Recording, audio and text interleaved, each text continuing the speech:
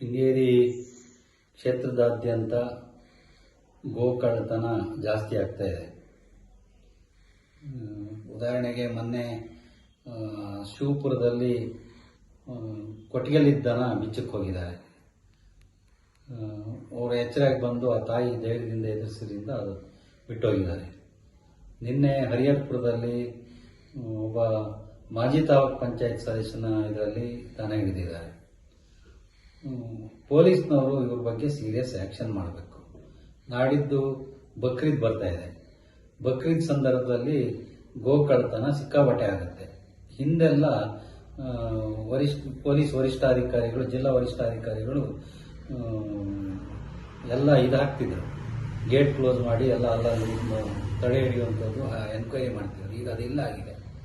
ಎಲ್ಲ ಒಂದು ಕಡೆ ಪೊಲೀಸ್ನವರು ಸೀರಿಯಸ್ ಅಲ್ಲಿ ಆಕ್ಷನ್ ತಗೊಂಡಿದ್ರೆ ಗೋಗಳು ಸಿಕ್ಕಾಪಟ್ಟೆ ಗೋ ಕಳ್ಳತನ ನಡೀತಿದೆ, ಗೋ ಹತ್ಯೆ ಆಗ್ತಾ ಇದೆ. ಇದನ್ನ ತಡೆಗಟ್ಟಬೇಕು. ಇಲ್ಲಿಯ ಪೊಲೀಸ್ ಅಧಿಕಾರಿಗಳ ಗಮನಕ್ಕೂ ತಂದಿದ್ದೀನಿ ನಾನು. ಸ್ವಲ್ಪ ಸೀರಿಯಸ್ ಆಗಿ ಮಾಡಬೇಕು. ಯಾಕಂದರೆ ಮಲೆನಾಡು ಗಿಡ್ಡ ಅಳಿಯುವ ಅಂಚಿನಲ್ಲಿ ಇರುವಂಥ ಒಂದು ಸಂತತಿ. ಅದನ್ನು ಉಳಿಸ್ಬೇಕಂತೇಳಿ ನಾವು ಗೋಶಾಲೆ ಸಹ ಮಾಡಿದ್ದೀವಿ.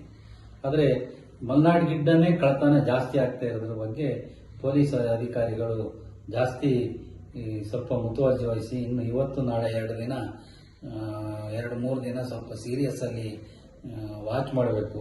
ಕೊಪ್ಪ ಮೇಲ್ಪೇಟೆಯಲ್ಲಿ ದನ ಕರ್ಕೊಂಡು ಹೋಗ್ತಾ ಇದ್ದಾರೆ, ಅಲ್ಲಿಂದ ಫೋನ್ ಮಾಡ್ತಾರೆ.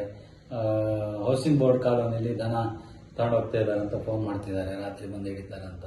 ಇದ್ರ ಬಗ್ಗೆ ಪೊಲೀಸ್ ಅಧಿಕಾರಿಗಳು ಸ್ವಲ್ಪ ಎಚ್ಚೆತ್ತುಕೊಂಡು ಎಲ್ಲ ಕಡೆ ನಾಕಾಬಂದಿ ಹಾಕಬೇಕು. ಹಿಂದೆಲ್ಲ ಈ ಬಕ್ರೀದ್ ಸಂದರ್ಭದಲ್ಲಿ ನಾಕಾಬಂದಿ ಆಗ್ತಿದ್ರು ಜಿಲ್ಲಾ ಪೊಲೀಸ್ ಅಧಿಕಾರಿಗಳು, ಇಡೀ ಜಿಲ್ಲೆ ನಾಕಾಬಂದಿ ಆಗ್ತಿದ್ರು. ಈಗ ನಾಕಾಬಂದಿ ಇಲ್ಲ, ಹಂಗಾಗಿ ಅವರಿಗೆ ಒಂದು ರಹದಾರಿ ಮಾಡಿಕೊಟ್ಟಂಗಾಗಿದೆ. ಇದ್ರ ಬಗ್ಗೆ ನಾನು ಜಿಲ್ಲಾ ಪೊಲೀಸ್ ವರಿಷ್ಠಾಧಿಕಾರಿಗಳಿಗೂ ನಾನು ಮನವಿ ಮಾಡ್ತೇನೆ, ನೀವು ಈ ಬಗ್ಗೆ ಸೀರಿಯಸ್ ಆಗಿ ಕೆಲಸ ಮಾಡಬೇಕು ಅಂತ.